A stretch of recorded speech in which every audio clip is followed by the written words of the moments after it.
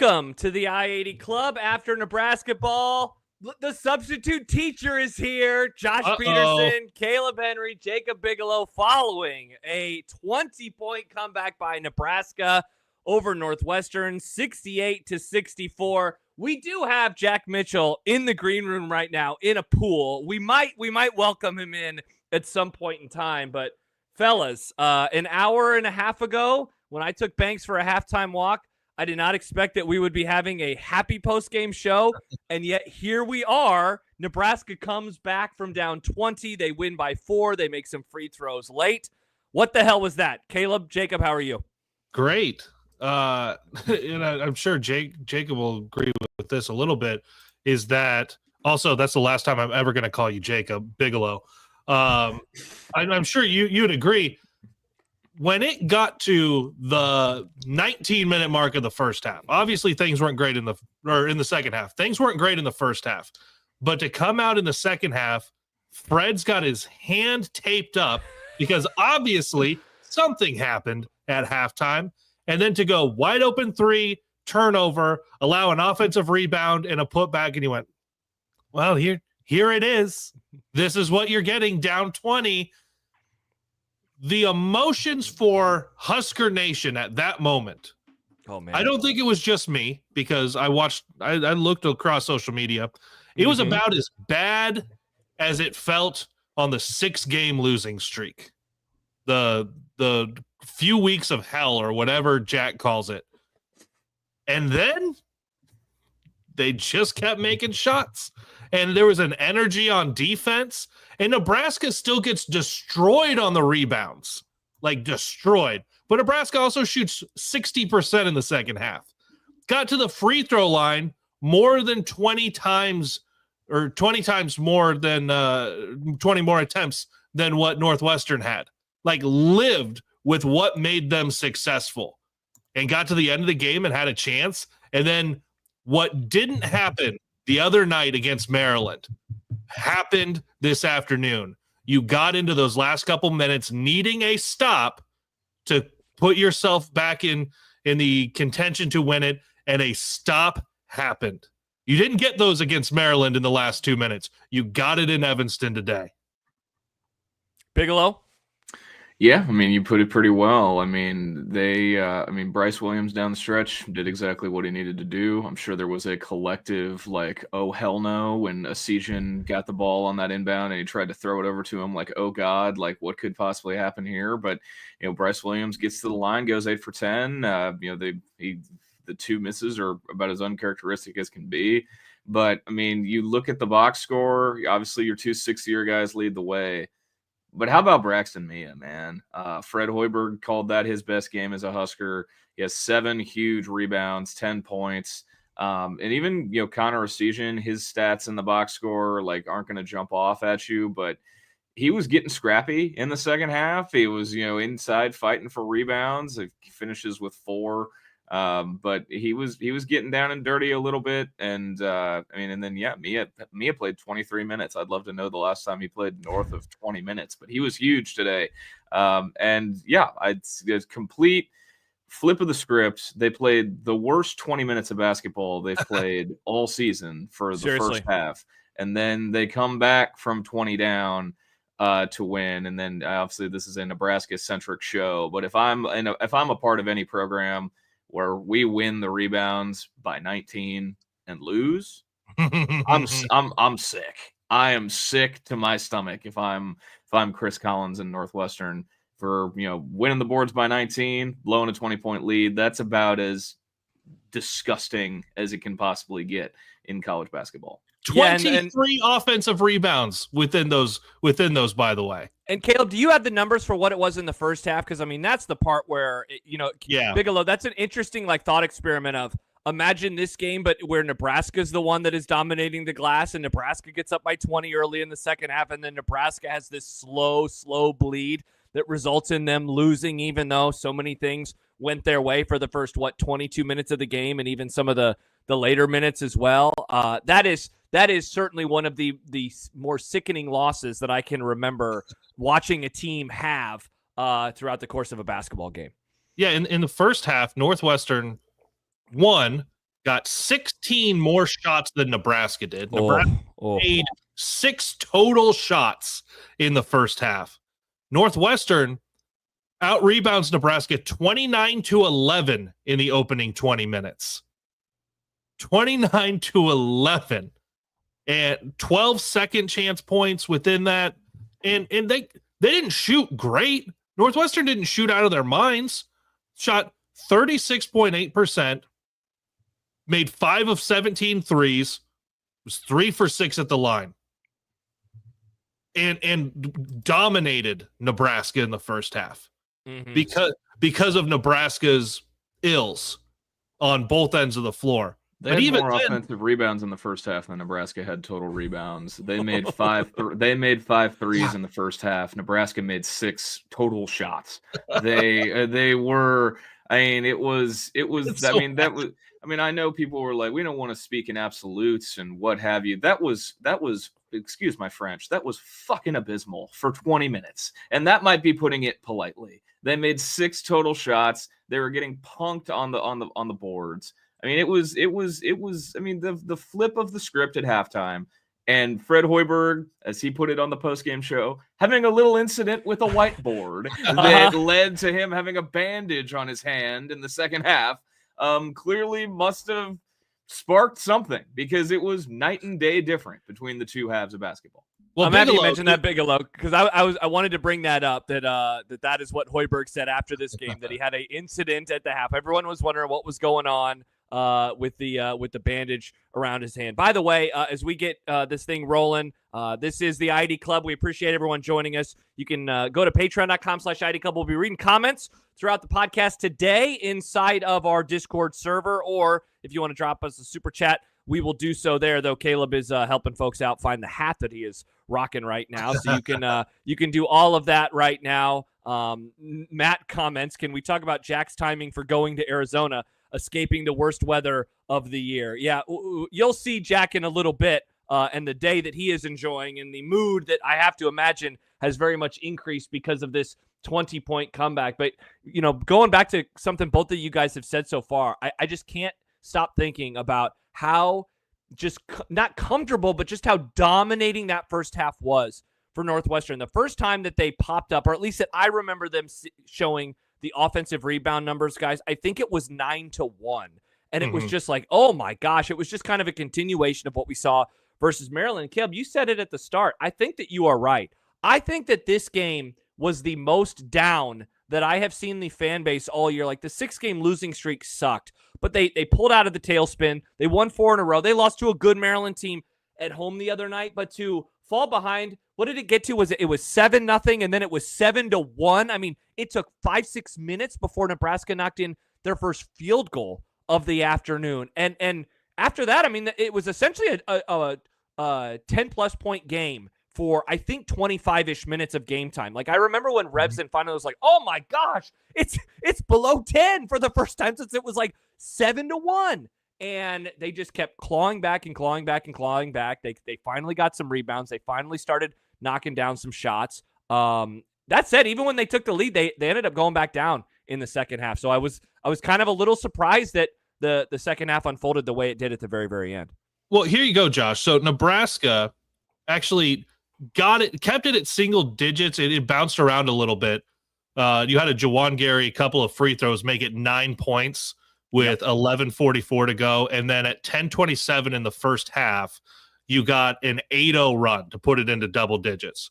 It stayed in double digits then until you got a Jawan Gary jumper in the middle of an 11-0 run to cut it to 8. And then it stayed single digits and just kept that was part of the, like a 22-4 run for Nebraska in the second half. That was astounding. Bigelow, you were talking about Braxton Mia, his impact and his minutes.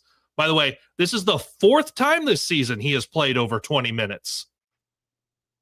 This one, 22, being his season high. He did so also, went 21 minutes at Hawaii, against Hawaii, and had back-to-back games early in the season of 20 minutes against Bethune-Cookman and St. Mary's. So it's been a while. And that was the story. And that was the story of. I mean, you got a couple instances of it's been a while in this game. Braxton Mia playing north of 20 minutes. Gavin Griffiths makes his first shot since the Southern game on December 30th because the first half got to such dire straits that they were looking for any spark they could, and they're like, "All right, Gavin, go on in." And he hits his first three of the game, and he hadn't made a basket in a game since December 30th. Like if you want to sound like your dad, he hadn't made a shot since last year. Like legitimately, like if you want to get, I love those jokes. Extra, if you want to get extra corny, like he hadn't made a shot since last year. I mean, it was multiple instances of it's been a while. I mean, the first half. I mean, we don't need to talk much more about the first half. I mean, it doesn't get more Big Ten basketball. Like when they had that graphic of Sam Hoiberg and Chris Collins that said their dads both coached the Bulls. Like they were having to find whatever they could to fill time coming back from commercials in that first half. Bigelow, when you're diving into your like blowout prep material and it's still the first half, like you're having as a person who's called many a basketball game, you're having a bad time when you're like, all right, let me go to my bullet point 5 below the coach's name. Up here on my chart. I don't think that their dads both coached the Bulls graphic was in the first half plans for BTN today, but they were looking for whatever they could. Well, yeah, and so the broadcasters are pulling that out, but just talking about the level of desperation Fred Hoiberg had to be feeling to say, can Gavin Griffiths give us a spark? Like it's at that point, you know what he's saying is it's not going to get worse. And in the way, and like you said, Bigelow, he hadn't scored since last year. See, and I laugh. There's a reason. There's a reason that he hadn't been out there. Like there's a reason that he hadn't scored since December. There's a reason that he hadn't been in to get a lot of opportunities over the last 2 months. But if he's out there in the first half, there's a desperation level from the Nebraska bench, from the Nebraska coaching staff, and the players as a whole. But he went, like you said, he went in, he hits that three. I thought he played okay defense. He drew a couple of fouls. It was like, you want to talk about getting a spark? You got that from him. You get a decent Braxton Mia game, and now you've split and been in both of your games with the Berkay injury, and you feel really good about this team heading to State College. They're not going to Texas A&M. We got Trev on the brain at all times. Get out of my head, Trev. Rent free, Trev. He has paid his rent. He's done it. Anyway, this puts you in a really good position, as Jack and I talked on the Nebraska Ball Brunch show, of like what games are you win these and then you try to find another. You're at 17 wins now. You are looking 19, 20 wins in the face in the way that you weren't a month ago.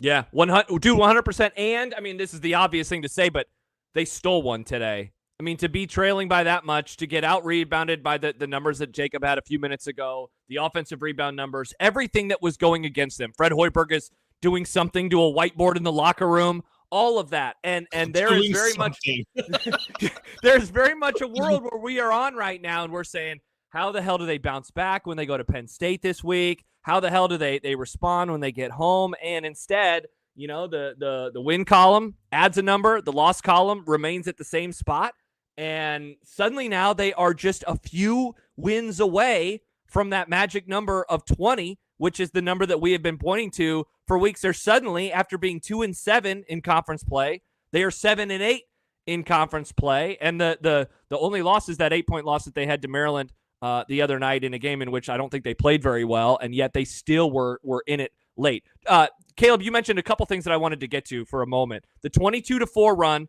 that happens over the course of 9 minutes and 9 seconds. So, I mean, that is like a slowest of slow bleeds. The game got tied at 54 at the end of that 22-4 run with 5:56 to go. It included an 8-0 run to finish it up. I saw some this was a screenshot from Mike Sauter, who kind of had that exact current trend. Northwestern had been 0 for their last 6. They had been 1 for their last 8. They had turned the ball over 3 times in 4 minutes and 9 seconds, and they had also not scored for 4 minutes and 9 seconds. But the other thing, man, There was a part in that stretch where Nebraska was trailing by 6. And I remember I took a note of it because they went down, they missed a solidly open 3. They got to stop. They go down, they miss a wide open 3. They get a stop again. They go down, and I think it ended with a missed, maybe a missed layup or a missed bunny. And it was like, oh my gosh, they're having all of these opportunities, but they were unable to get it closer than 6. And yet the defense, because of what they did, whether it's turnovers or just defending them, they're able to keep it going and eventually tie it. Like that was some good defense in part with the good offense, but also in part with the possessions in which they were unable to score. Well, that stretch you're talking about where it was stuck on 6, it was stuck on 6 for 2.5 minutes. Oh my gosh, that is 2.5 minutes where neither team scored. And add this into that 8-0 stretch. Nebraska went 3 minutes between making a shot. And instead, so you're like, it's not like Nebraska was coming down and hitting absolutely everything in that stretch for that being an 8-0 run as part of the 22-4. But it was really what Nebraska was able to do defensively over that run and over really the last 18 minutes of the game and pull themselves not just from the grave, but from whatever everyone else was saying, not even go to the NIT type of business. Like that is where Nebraska pulled themselves out of. And it was interesting that you had this team, and there were a lot of good jokes in the first half. Bigelow had some good. Bigelow, you had a couple of good ones talking about shooting at MJ's Palace, but not getting a good shoot around up at Welsh Ryan. That's what Nebraska looked like in the first half. Yeah, and then, I mean, this is also, I mean, it's good that Fred Hoiberg was just taking his anger out on whiteboards and clipboards and not on anything else. Like, how about the Louis Vicaire tweet, like, midway through the first half, of saying Fred Hoiberg called the timeout, tried to break his clipboard over his knee. That didn't work, so he just threw it on the floor. He had some anger that he was like, no matter what at the half, this thing is getting damaged. Yes, this thing doesn't stand a chance once we get back to the locker room. It got me once. I'm not letting it get me again. But it was, that was what it felt like at first. Like I made the joke to you, Kaleb, and I'm just like, we're playing a game in an arena where the program hasn't won in 11 years. Let's just go have shoot around at Michael Jordan's house. Like, why not? Let's not get shots up in that arena. Let's go have practice at Michael Jordan's house. But we don't have to talk about that anymore. They got their social media post out of it. This Northwestern team too. I'm looking at this box score. They still took almost 30 more shots than Nebraska. I mean, this is one of the greatest, this is one of the biggest, what the hell box scores I've ever looked at. They took 72 shots. Nick Martinelli took 25 of them. Barry took 18. Yeah, 72 to 45 was the difference in shot attempts. Bigelow, they had 2 guys shoot 43 times and Nebraska shot 45. Yes, correct. That is absolutely. In Northwestern, they're obviously, with Barnheiser out, who's a preseason all-league guy, Leach out for the season too. This had all the makings of the classic, bring your own juice, and it's a half-empty arena. There's how many students were there? Like 10. No, it was 10. Was empty. It was empty, and they're all in the School of Journalism, by the way. And they're all writing their stories right now, Kaleb. They had to file those stories from home. Yeah, something like that. And then, speaking of sleepy environments, we can talk about the next place they're headed when the time comes. My least favorite arena in the Big Ten. Oh, I've said this openly, from personal experience being in there. You can fall asleep on that bench, if you're not careful enough. If there's not too much going on the court, you could easily doze off on that bench. But is it? And this is another thing that I can bring up. How much? And obviously, and this is a player I'm about to bring up who finished the game with 0 points, 2 rebounds, and 3 assists. And did he have any? And 3 steals. So he still has probably leading the team in steals. How much of when the first half got ugly did it get even uglier when Sam Hoiberg went to the bench with 2 fouls? And they were missing, the spark that he brings and all the the energy and all that. Like, you want to talk about juice. Like, I mean, he's the ultimate, like, he's the guy who has it for this Nebraska team when he's on the floor. And it got even uglier when he was, when he was off the floor with 2 fouls. He only picked up, one more in the second half, but, he only played 15, played 15 minutes in the second half, but just did more of that, the spark plug stuff that he's been doing, since he's been thrown into the starting lineup. And 3 steals, 3 assists, 2 rebounds, no points. That's about as Sam Hoiberg as it could possibly get, but he still made an impact. Well, Sam got to 3 fouls. Only one other Husker got to at least 3 fouls. And looking at the box score and you're going, where the hell did Nebraska win this game? The second half shooting is one, but it was getting the 28 free throws. Like that's where you look at the foul disparity. And that foul disparity isn't because Nebraska had such a massive lead in the last 2 minutes and took 12 free throws. It was a 1-point game, then a 3-point game, then a 1-point game, and then 3 points, and Nebraska gets a steal. We haven't even talked about that last minute and where all of the conversation is on, okay, do you foul up 3? And in my head, I'm going, well, try to get a trap, and if you foul, whatever, but try to get it under 5 seconds. Like, leave as little time as possible, remove as many of the things that can go right for Northwestern as possible. They get kind of the trap and they lose the ball, and then Bryce is off to the races. I'm like, well, that worked out way better than anything. Like, you just plan and you go, yeah, this is what you want to happen. And perfect scenario happened for Nebraska to close out the game in that last minute. Yeah, 100%. When they were when there was the 4-second difference between the game and the shot clock, and there was all that confusion going on, and I mean, even the announcers are like, okay, so what's happening? Like, I thought it was a pretty easy decision to foul right away, and I guess I understand, of course, let's try to get the ball in Bryce's hands if you're Northwestern, but they don't even do that. They're just kind of like, what are we doing? What are we doing? And so how many seconds were wasted? And suddenly Nebraska, they're shooting 2 free throws with him. He knocks down both. Northwestern goes down to get a quick 2. Then Nebraska gets the ball and they pass it to Bryce. He ends up knocking down 2. So Northwestern was doing all the weird stuff at the very, very end, and that ended up costing them a lot of time. And in the end, who knows if they would have even needed it? But yeah, not great. Not great. I did want to. It's nice to see one of those games. Well, and because Nebraska shared it with the final score graphic, Raider Scott shared it. I was just going to say, in the Discord, to get one of those games where the win probability, Nebraska's favored, and then it go completely down, and then it just work its way right back up. And Nebraska is on the right end of that for the first time in a long time. I have just seen possibly, I mean, we've got the most, this is just the what the hell show. Nebraska today became the first Big Ten team to overcome a 20-point deficit on the road in 7 years. Oh my gosh. The last time it happened was February 27th, 2018. Michigan State came back from a 27-point deficit to win at Welsh Ryan Arena. So if that tells you anything about Welsh Ryan Arena, I don't know. But first time in 7 years that a Big Ten team has come back from 20 down on the road and won. Wow. Things are so bad they're going to have to rename it from Welsh Ryan to Scots Ryan.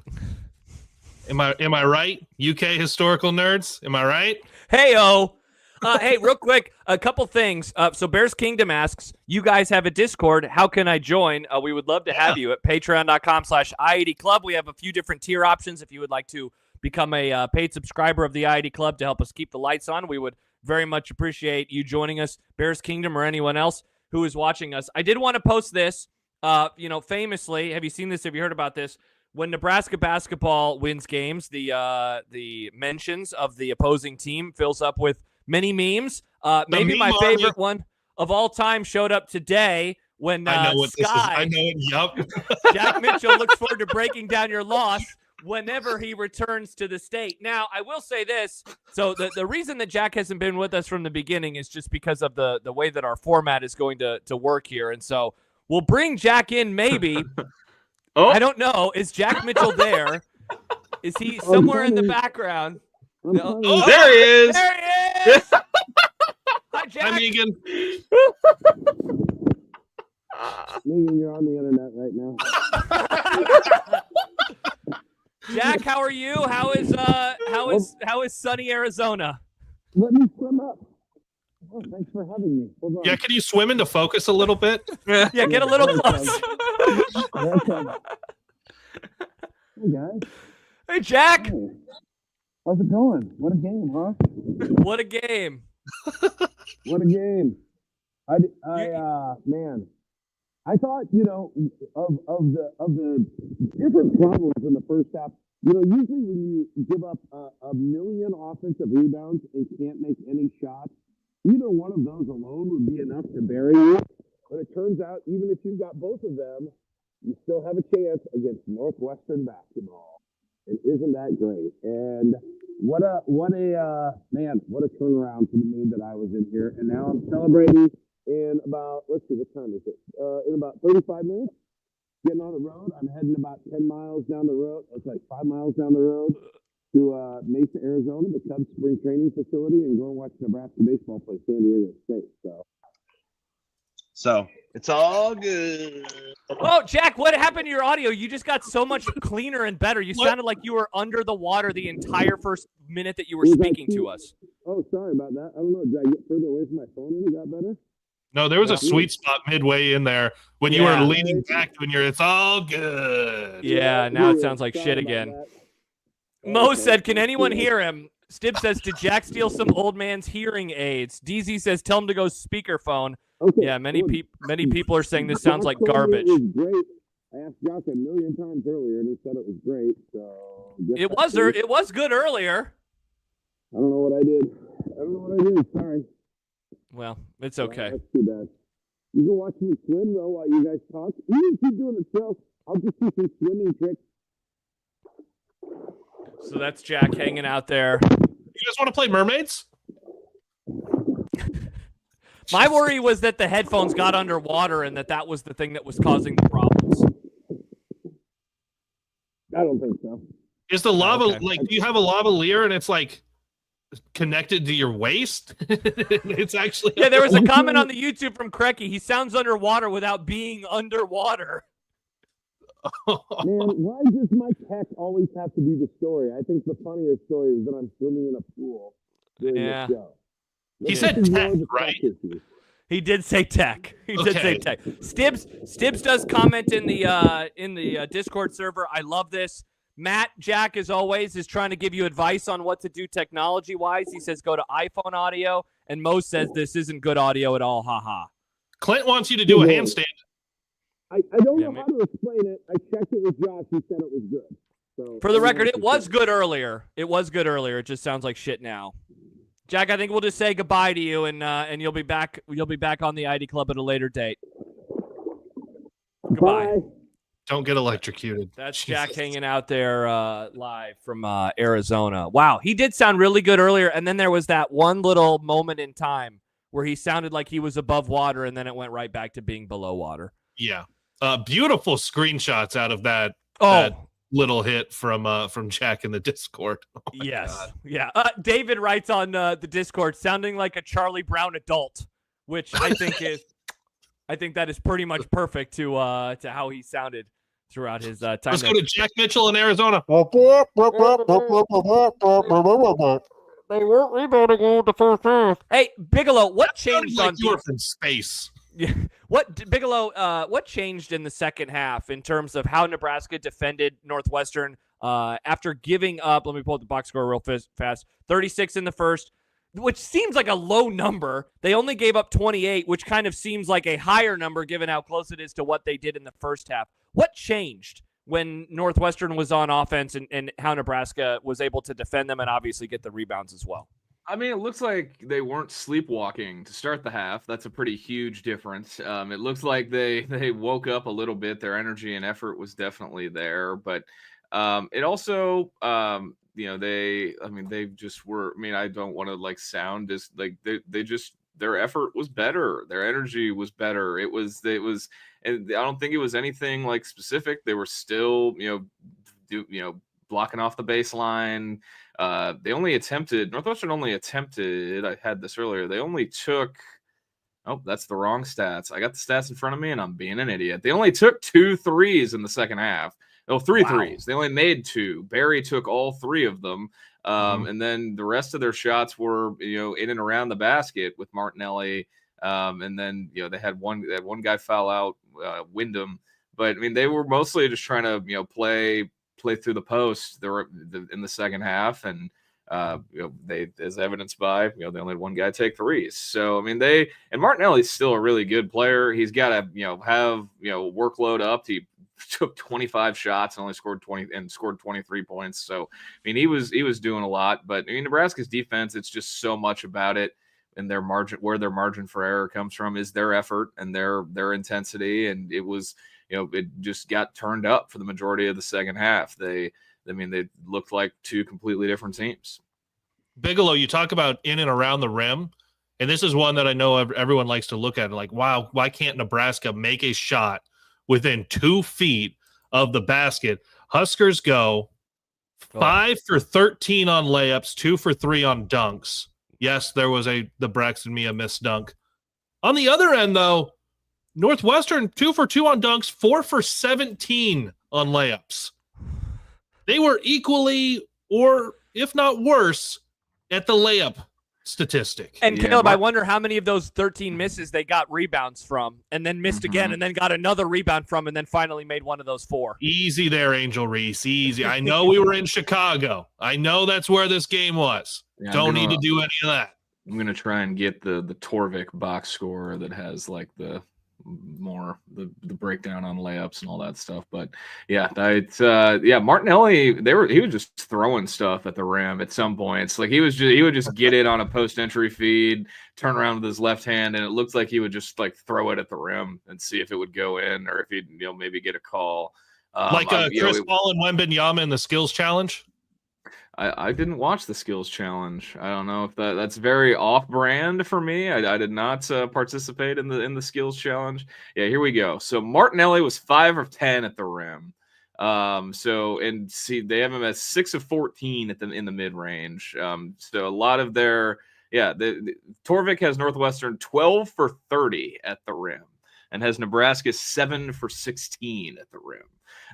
So there was a lot of missed bunnies between both teams, to say the least, in this one. By the way, more memes coming in. This is from Joel, and he tweeted it at the ID Club, and I just gave it the old retweet. It is Jack in the pool, and it says Jack Mitchell swimming in Wildcat tears. So everyone is having an absolutely awesome time. And thank you to Jack Mitchell for the new memes. DZ posts, I was in the pool.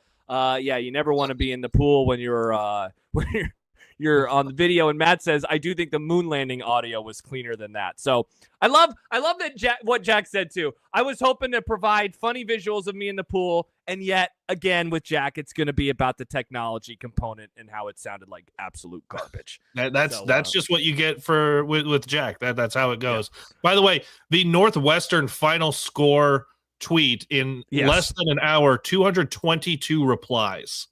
Oh boy. So people are having a good time. 95 likes. Well, let's try to get more Jack memes filling up their mentions over the course of this Sunday. Before we get going, guys, looking ahead, Jacob, you mentioned it a few minutes ago. State College, terrible arena.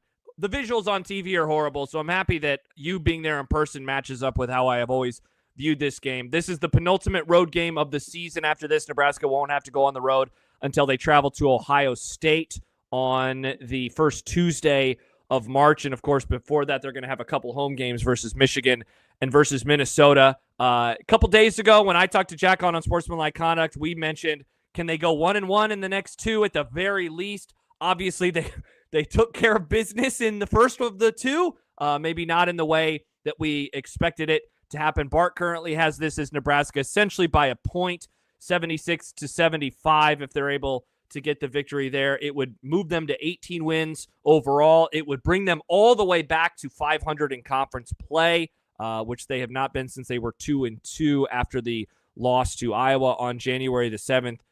Bigelow, early thoughts on this matchup that you guys will be doing a post-game show for in a few days. Yeah, I mean, Penn State is they are currently driving the struggle bus. They aren't just on it; they are driving it. If you thought Nebraska's 6-game losing streak was rough, Penn State has lost 7 in a row. They have not won a game since January the 20th.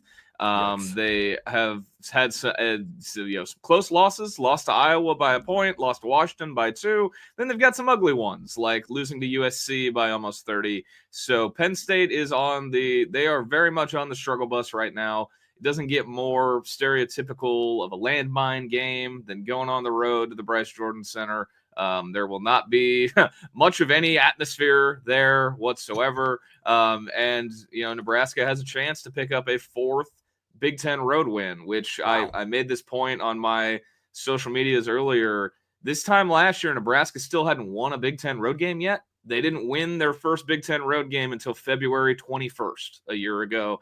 And now going out to Penn State, they could have 4 by the point in the season where they won their first Big Ten road game last year. 6 overall if they're able to get this 6 overall, done. yes. And and that's obviously last year they didn't lose a conference home game. They've lost 3 conference home games this season, but they've balanced it out by picking up 3 on the road. And now they can kind of if you have more road wins than home losses, I don't want to say you're playing with house money, but you're definitely the numbers are, they're more than balanced out if you can go steal another one on the road. Yeah, Alex says it on the Discord server. He says, get ahead early, stop messing around, don't give a team on a losing streak belief. If they win, and we can open this one up to the room, but we'll start with you, Kaleb. I'm curious, does it pretty much lock up? How close are we to saying okay, they're definitely gonna make it because this would be 18. This would get them to 18, and it's not to say they can lose out then and make the tournament, but man, if they're able to get a win on Wednesday, you can really start making some plans for that first Thursday or Friday of the tournament.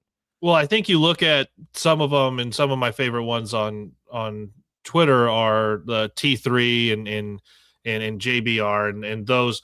I think you'll see a lock. If Nebraska wins on Wednesday, you'll see that move from should be in to locked, they're in.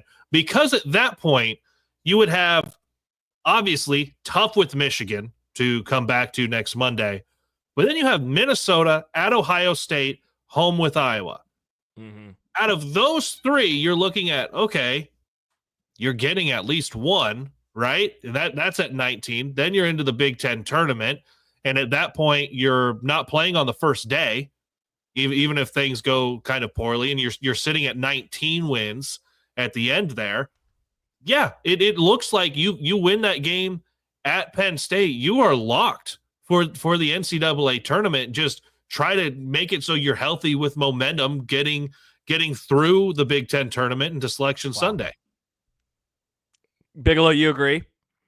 Pretty close. Yeah. I mean, it's pretty close. I mean, you've got, and then the crazy thing is, I think Penn State's a quad 2 game, and Minnesota at home's a quad 3. The rest of them are quad 1s. So it's you pick up a quad 1 win again today.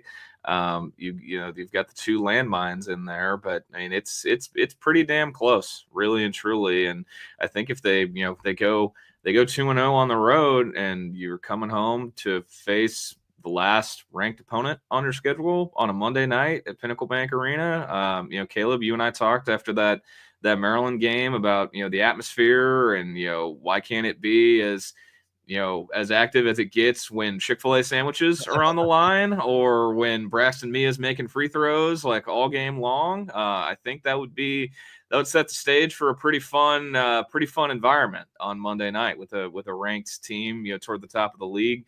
I think by far the best team left on your schedule coming into Lincoln. So it would be, Monday night could be pretty raucous down at PBA if they pull it off on Wednesday night.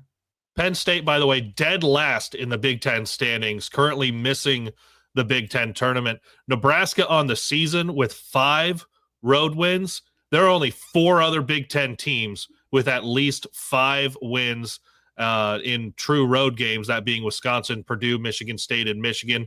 Penn State game 5:30 tip, so we'll be on about 8 o'clock for After Nebrasketball. Jack will be back, and then he and I will have a Nebrasketball brunch show Friday, 11 a.m., both Husker Max and I-80 Club YouTube channels.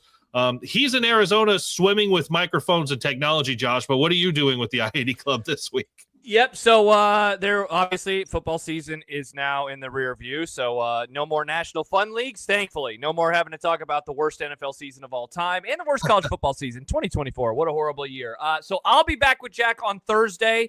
I-80 Live is going to be on Thursday this week. We'll be back together there. You mentioned the Nebraska ball stuff that we have coming up, whether it's the postgame show on Wednesday, the brunch show on Friday, Saturday morning coffee, of course, next weekend as well. Plus, we were having some conversations with the Volleyball State guys today, Lincoln and Jeff, and so they will be putting out some stuff this week as well. So stay tuned here. If you are hanging out with us and you are not a subscriber of the I-80 Club, whether on YouTube or on Patreon, we would love to have you. And certainly a like and subscribe to the YouTube page is the easiest way you can support us. Do so as well on the Husker Max page. And also, Kaleb, we haven't mentioned this, but we are now also streaming this show and the brunch show on Husker Max TV, which is on Twitch. So many ways on many sides to watch these shows if you would like to hang out and do so there. So it's going to be another busy week inside of the I-80 Club with our first podcast with involving one of us coming on Wednesday. Don't know exactly the date that the next Volleyball State podcast will drop. Just stay tuned on the socials for that. And then, as we mentioned, if you want more access, you want more podcasts, including everything that is behind the paywall, bonus episodes, all that good stuff, patreon.com/I-80 Club is where you can hang out there. So Nebraska 68, Northwestern 64. At the very least, guys, I'm just happy that I'm not the jinx. If Nebraska would have lost, I would have been banished away from this show forever, and instead it is, as Jacob pointed out a little bit ago, the best Big Ten road comeback in 7 years. So quite a long time since we have seen something like this. Guys, thanks for having me today. I had a whole lot of fun doing this with you. Well, thanks for hanging out and quarterbacking and not be swimming while you do this. Yeah, exactly. Maybe we'll bring Jack back on and he'll be underwater again. Maybe. So we now know lead center means Nebraska beats the number 1 team in the country, and the pool in Arizona means biggest Big Ten comeback in 7 years. So that's what we know. That's what we've learned. Well, if Nebraska makes the lead tournament center in Arizona. Oh, there we go. Let's see. I mean, dude, that they're going to the Final Four if Jack's watching, or sitting at the lead center in Arizona. Or can we put a pool in the lead center? Not a bad idea. Here's is Les Mis going to be in Scottsdale soon? We got to just find the touring schedule. Here's the thing that we're going to do. If Nebraska makes the tournament and they're down by 15 points in the first half, we are finding a pool and we are filling it up very quickly with water, and we are throwing Jack in it just to see what's going to happen and see if they'll be able to come back. There's a lake not far from his house. We can make do. Lake is the non-man-made version of a pool. So I think it's God's pool. Thank you, Lord. All right, for Kaleb, for Bigelow, Josh Peterson, thanks everyone for joining us today here on the I-80 Club and Husker Max YouTube channels. Oh, there's Jack again. Let's pop him in. Hi, Jack. Howdy. I don't think he was expecting that. All All right. while you guys did the rest of that show. You still sound underwater. Oh, hold on. Hold on.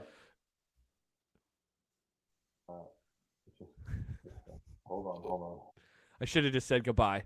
Oh my Okay. God. Hey. Now can you hear me? Yeah, you sound way better. I took a shower while you guys did the rest of that show. Yeah, that's nice. Just FYI. Okay. All right. Goodbye, Jack. Thanks for joining us inside of the I-80 Club. We'll see you later.